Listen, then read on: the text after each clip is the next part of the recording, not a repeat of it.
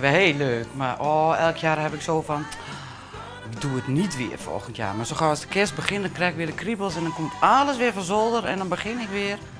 En dan denk ik, ja, nou, dat is dit het resultaat. Ik vind het altijd nog steeds leuk.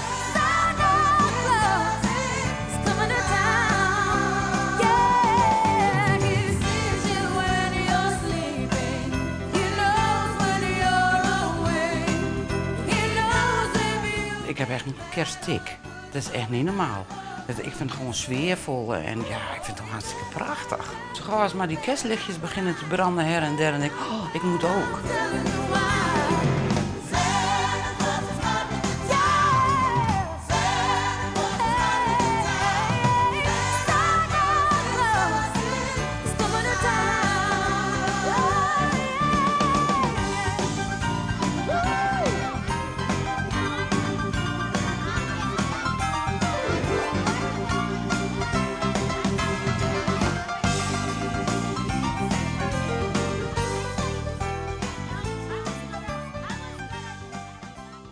Dit is de winkelstraat. En vanuit de winkelstraat zeg maar, kan je naar het station, Stationsplein.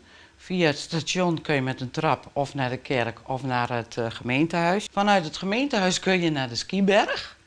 Zeg maar, skipiste heb ik daar een beetje gemaakt. En aldoende kun je naar beneden en dan kom je op het pleintje, zeg maar, op het dorpsplein.